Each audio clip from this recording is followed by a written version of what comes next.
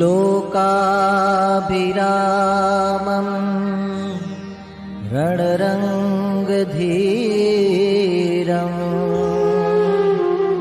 राजीवनेत्रं रघुवंशनाथं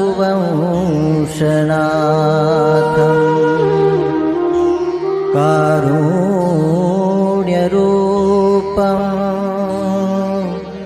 करुणाकरं श्रीरामचन्द्रं शरणं प्रपद्ये। नारायणं नमस्कृत्य नरं चैव नरोत्तमं देवी सरस्वती व्यासेन ततो जयमुदीरयेत्। 6 माह पूर्व लगभग मैंने योगी आदित्यनाथ की जन्म पत्रिका संक्षेप में विवेचन किया था और उस समय मुझे लगा था कि विधानसभा चुनाव के समय एक चुनौती खड़ी होगी। गत माह कैप्टन अमरिंदर सिंह की कुंडली का भी मैंने अध्ययन किया था और आपके सम्मुख रखा था। कैप्टन के बारे में अब जबकि चुनाव डिक्लेयर हो चुके हैं, 5 राज्यों के चुनाव फरवरी में होंगे और मार्च में रिजल्ट आ जाएगा, मैं स्पष्ट रूप से कह सकता हूं कि अमरिंदर सिंह पंजाब की राजनीति का डूबता जहाज है। वह स्वयं भी जीत जाए तो बहुत बड़ी बात है और उसके साथ सहयोगी दल भी अपनी इज्जत बचा पाए तो बहुत बड़ी बात है। यह है पंजाब और अमरिंदर सिंह के ग्रह नक्षत्र। 5 राज्यों की संपूर्ण चुनाव की बात करें और उसके साथ उत्तर प्रदेश बड़े राज्य की बात करें।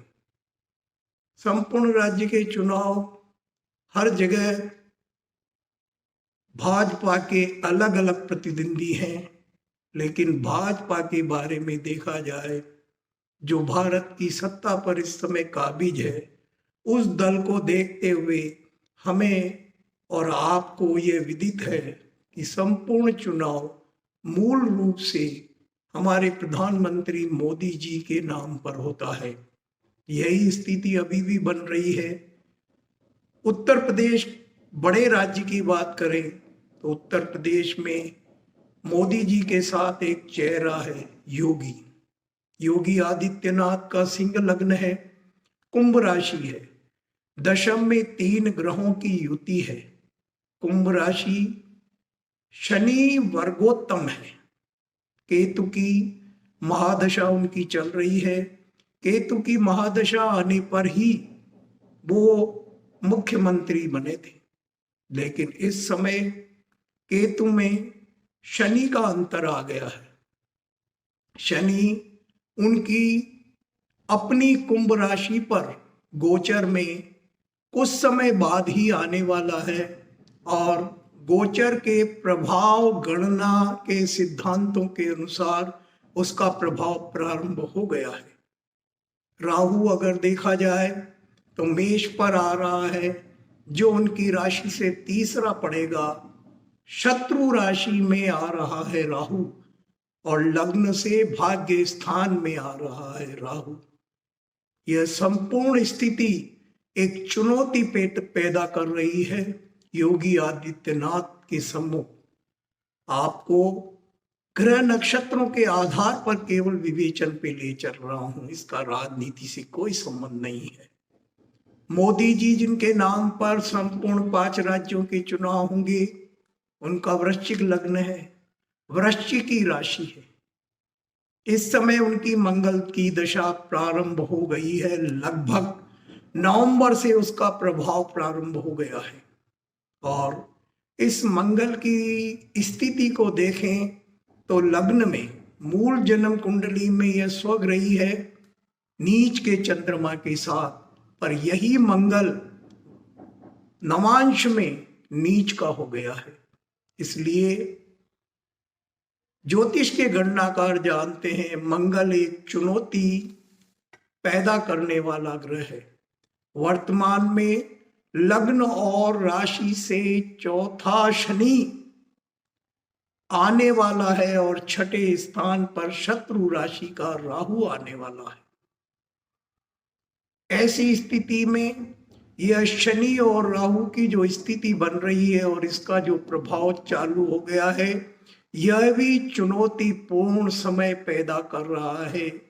हमारे मोदी जी और योगी जी के संयुक्त नाम और सिंबल के सामने 5 राज्यों की चुनाव की अब स्थिति की अगर समीक्षा करें तो मैं इन ग्रह नक्षत्रों के आधार पर, जिसमें मैंने मूल रूप से इनके ग्रह नक्षत्रों की अन्य प्रतिद्वंदियों से भी हल्की सी तुलना की है, मैं स्पष्ट रूप से कह सकता हूं कि भाजपा के लिए आगामी 3 माह जो चुनाव के होंगे चुनौतीपूर्ण है।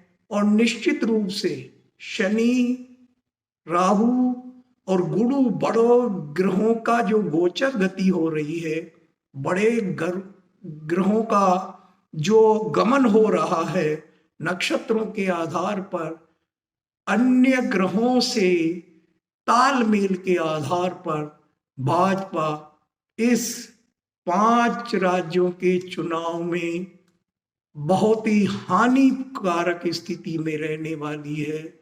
उसे जो स्थिति आज इन 5 राज्यों में है उससे बहुत पीछे जाने का संकेत ये ग्रह दे रहे हैं।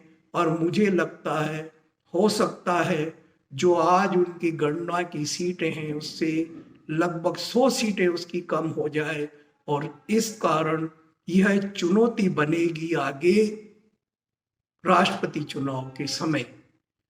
गणना के आधार पर यदि हम देखें तो जो 5 राज्यों के चुनाव हो रहे हैं, उत्तराखंड, मणिपुर, पंजाब, उत्तर प्रदेश, गोवा, सभी जगह में जो आज स्थिति बनी हुई है उसकी अपेक्षा बीजेपी पिछड़ती नजर आएगी मोदी जी के सिंबल के कारण।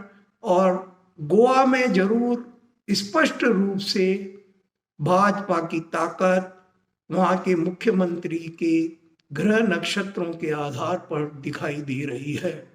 आगे ग्रह नक्षत्र क्या परिवर्तन दिखाएंगे, सामयिक टॉपिक के साथ, सामयिक विषयों के साथ हम इन पर चर्चा करते रहेंगे।